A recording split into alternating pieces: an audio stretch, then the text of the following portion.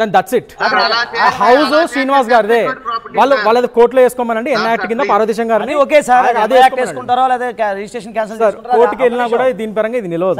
Judge కూడా ఇది registration అయిపోయింది, అది మెన్షన్ కూడా చేసుకుంటారు. ఒక నిమిషం, స్టాంప్ డ్యూటీ ఈ అమౌంట్ పరంగా కట్టారా, రిజిస్ట్రేషన్ మార్కెట్ వాల్యూ ఎంత పెట్టారు, so many things sir, it's not that easy. ఒక నిమిషం, కూల్.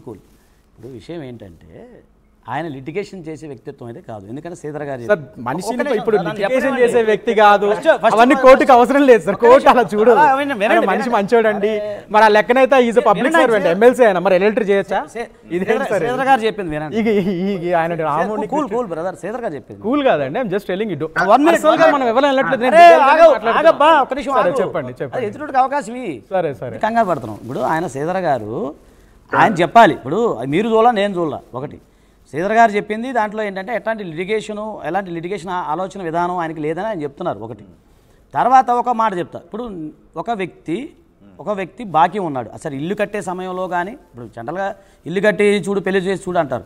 ఆ సమయంలో వేరే వాళ్ళ దగ్గర బాకీ తీసుకున్నాడు, డబ్బులు తీసుకున్నాడు. అది XYZ ఎవరి దగ్గరన్నా కానీ తీసుకున్నప్పుడు ఒక బాకీ ఇవ్వలేని పక్షంలో దాని మీద అటాచ్మెంట్కి వెళ్ళొచ్చు కదా, ఉంది కదా, అదైతే ఉంది కదా. ఇవ్వాల్సిన బాధ్యత అయితే ఉంటుంది కదా తీసుకున్న వ్యక్తి. అది ఇంటి రూపానో ఇంకో రూపానో. ఇక్కడ కోర్టు దగ్గర కాదు, మీరు అవుట్ ఆఫ్ ద కోర్టు మాట్లాడుతున్నప్పుడు ఆమె కాంపెన్సేషన్ ఎందుకు అడుగుతుంది అంటే, అడల్టరీ పెట్టుకొని ఇన్నాళ్ళ మెంటల్ అడల్టరీ పెడితే లేదు, అది డబ్బులతో పోడ్చలేనటువంటి అన్యాయం జరిగినప్పుడు అడల్టరీ అయితే 100% ఇమని ఏ కోర్టు చెప్పదు. చెప్పే కదా, వాళ్ళ ఆర్థిక కోర్టు కాదు ఇక్కడ బయట అవుట్ ఆఫ్ కోర్టు మాట్లాడుకుంటున్నప్పుడు. ఆయన సంపద గారు, ఒక నిమిషం, సంపద గారు ఆయన కలిశారు. ఆయన ఏమన్నారంటే ఇది కుటుంబ వ్యవహారం మాట్లాడేటప్పుడు ఆ కోర్టు కూడా రైట్ లేదు.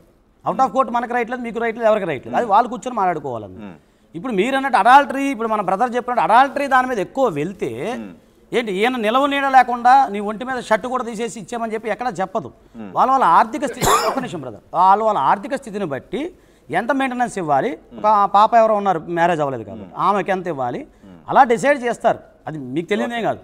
సో నేనేమంటున్నానంటే ఇప్పుడు ఇది సరే ఏంటంటే బయటకు వచ్చింది కాబట్టి, ఇప్పుడు కుటుంబ వ్యవహారాల మధ్య ఎన్నో మనం చూస్తుంటాం. సో ఇది బయటకు వచ్చింది కాబట్టి వాళ్ళు కూర్చొని మాట్లాడుకోవాలి, ఒక పద్ధతి. సో ఇంకోటి ఏంటంటే చివరికి లిటిగేషన్ ఎక్కడ ప్రాబ్లం అయింది, ఆ యొక్క ఇంటి దగ్గరే ప్రాబ్లం అయింది. దాన్ని కూడా కూర్చొని సెటిల్మెంట్ చేసుకుని MOUలో వీళ్ళు రాసుకొని, ఇప్పుడు సరే ఆ శ్రీనివాసరావు గారైనా లేకపోతే ఎవరు శ్రీధర్ గారైనా ఎవరైనా సరే పెద్ద మనసు చేసుకొని, ఒకవేళ అది వీళ్ళు నా మనో లేకపోతే ఇంకోదో చూసుకొని, లేకపోతే ఈయనకి ఏదన్నా కొంత చూసుకొని దాన్ని బట్టి అలా సెటిల్మెంట్ చేసుకుంటే తొందరగా సెటిల్ అయ్యే అవకాశం ఉంటుంది కాబట్టి అది బెటర్. ఇప్పుడు దీన్ని కొట్టుకొని కోర్టుకు వెళ్తే ఎన్ని సంవత్సరాలు వెళ్తుంది సార్, మీకు తెలియదు ఏం కాదు. నేను చెప్పేది కూడా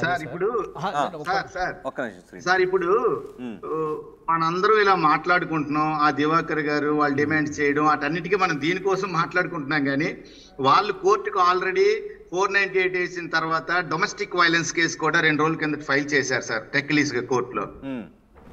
అంటే శ్రీనివాస్ కూడా ఫైల్ చేశారు కదా, నా మీద అటెంప్ట్ మర్డర్ ఫైల్ చేసినట్టున్నారు, హత్యాయత్నం కేసు పెట్టినట్టున్నారు వాణి మీద శ్రీనివాస్ గారు. లేదండి ఇంటికి వచ్చి ట్రెస్పాస్ కేసు పెట్టారా? ఇంటికి వచ్చి అదే ఇంటికి వచ్చి కట్రస్ తో కట్ చేసినప్పుడు అది మనం కంప్లైంట్ ఇచ్చాం. కట్రస్ తో కట్ చేశారు కాబట్టి ఆవిడకి ఇప్పుడు సార్ శ్రీనివాస్ గారిని ఆయన కష్టపడి కట్టించిన ఇళ్లలో ఆవిడ లాక్ చేస్తే బయటకు వచ్చేసారు, కానీ అన్ని కొన్న ఒక్కింట్లో నుంచి ఆవిడకి బయటకు పెట్టలేదు సార్. దయచేసి ప్రజలకు విన్నపం, ఆవిడ పెద్ద బంగ్లా ఒప్పజెప్పేసి ఆవిడ బయటకు చెప్తే ఈయన బయటకు వచ్చాడు. మీరు ఆ టెక్కలి వెంకటేశ్వర కాలనీలో ఉన్న లోపల క్లిప్పింగ్స్ తీసి చూపిస్తే ప్రజలకు అర్థం అవుతుంటారు సార్. ఒకసారి కొంచెం సార్, ఈ భారతదేశంలో 498 కేసుల్లో దువ్వాడ శ్రీనివాస్ గారు ఒక్కలే కాదు సార్. ఇది ఎక్కడికి వెళ్తుంది సార్ అంటే మొత్తం 90% ఓకే, 100% ఇచ్చి మరి ఆయన ఎక్కడికి వెళ్ళాలి సార్? రోడ్డు మీదకి వెళ్ళాలా? రేపు భార్యతో పక్కన పెట్టండి సార్, భార్య హెరాస్మెంట్ కి ఇవన్నీ జరిగాయి మా వెర్షన్లో. ఆ పాపకి చదివించాలి, PG సీట్ కొనాలి, మ్యారేజ్ చేయాలి, బతికున్నంత కాలం పిల్లలకి ఇద్దరు ఆయన చూసుకోవాలి అంటే ఆయన క్షేమంగా ఇంట్లో పడుకొని ఉండడానికి కూడా ఇవ్వరా సార్? అయితే ఇది ఎక్కడ సార్ ఈ న్యాయం? పోనీ ధర్మం ఇప్పుడు ధర్మం ప్రకారం ఏ పెద్ద మనిషి వాణి అడుగుతున్న దాంట్లో న్యాయం ఉందా అంటే, వాణి అడుగుతున్న దాంట్లో న్యాయం ఉందా? మొత్తం అన్ని ఇచ్చేసి చేతిలో చిల్లుగా లేకుండా కట్టుబట్టలతో రోడ్డు పైన ఉండు అనే కాంపెన్సేషన్ ఎక్కడ ఉంటుంది అంటారు. నిజంగా అందులో న్యాయం ఉందా? నేను ఇందాక నేను చెప్పేది ఇవ్వచ్చా ఇవ్వకూడదని పక్కన పెడితే వాణి డిమాండ్స్ లో న్యాయం. అదే దాని గురించి న్యాయాల అన్యాయాల గురించి మాట్లాడదాం. ఇప్పుడు నేను ఏమంటున్నానంటే, ఇందాక నుంచి వన్ సైడెడ్గా దువ్వాడ శ్రీనివాసరావు గారు పాప అమాయకులు, చాలా మంచి వ్యక్తి, అసలు ఆయనకి ఏ పాపం తెలియదు, నోట్లో అట్టుపని పెట్టినా తినరైనా తొక్కలు ఇచ్చినా చాలా ఈ టైప్లోనే పిక్చరైజేషన్ అవుతుంది. కానీ వాణి గారే మొత్తం ఆయన నీడ లేకుండా ఇలా ఆయన ప్రాణం మీద కూర్చున్నారు అన్నట్టుగా పిక్చరైజ్ చేస్తున్నారు. First and foremost thing, basic thing, మీరు ఒప్పుకోకపోయినా ఆయన అడల్టరీ కమిట్ చేశాడు. 2 పార్టీస్ అక్కడ ఆయన ఒప్పుకున్నాడు, ఆవిడ మాధురి గారు కూడా ఒప్పుకున్నారు. ఫస్ట్ అండ్ ఫార్మోస్ట్ థింగ్ అది.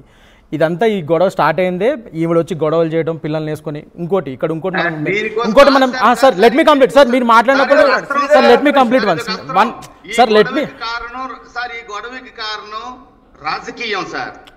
ఇప్పుడు ఇంకా సార్ నవ్ టు మడ్స్లింగింగ్. ఇప్పుడు ఆ పార్టీ చేసింది, ఈ పార్టీ చేసింది, రాజకీయాలు ఇవన్నీ కాదు sir. Let us get talking about legalities sir. Legalities మాట్లాడుకుంటున్నప్పుడు let me complete sir. Ask him to just please let me complete. నేను ఏమంటున్నానంటే ఫస్ట్ థింగ్ అడల్టరీ ఆయన కమిట్ చేశారు. ఇట్స్ బీన్ అది ఒప్పుకోవడం జరిగింది, అవన్నీ అయినాయి. సో దాని తర్వాత ఇదంతా గొడవ స్టార్ట్ అయింది. ఆవిడ వెళ్ళారు, పిల్లలతో కూర్చున్నారు.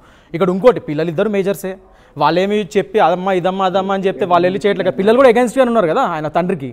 అదొకటి, ఇట్స్ క్లియర్ కట్. వాళ్ళు మేజర్సే, వాళ్ళకి ఆలోచించే శక్తి ఉంది, వాళ్ళు కూడా క్లియర్గా మా నాన్న తప్పు చేశారని చెప్తున్నారు. సరే ఇవన్నీ వదిలేండి, ఇవన్నీ ఒకళ్ళనొకళ్ళు ఆరోపణలు చేసుకోవడాలు, ప్రతి ఆరోపణలు చేసుకోవడాలు, ఇవన్నీ వదిలేండి. Now will come to the legalities. Adultery పరంగా సార్ చెప్పినట్టు అది మొత్తం అంతా దోచేస్తారా, అడల్టరీ ఒక్కటి పెట్టేసి మొత్తం అతన్ని నీడ లేకుండా చేసేస్తారా అని అంటారు, కరెక్టే. అది కాదా, ఏ కోర్టులో ఒప్పుకోదు. కానీ at the same time the gravity of the case, the circumstantial facts of the case, ఇవన్నీ చూసి అడల్టరీ ఈజ్ మేజర్ పార్ట్ ఇప్పుడు ఈ కేసులో. ఈయన ఎలా చేస్తాడు, ఏం చేస్తాడు, అండ్ ఇంకో హౌ టు ప్రూవ్ అంటే అరే ఆన్ రికార్డ్ వాళ్ళు ఒప్పుకున్నారు.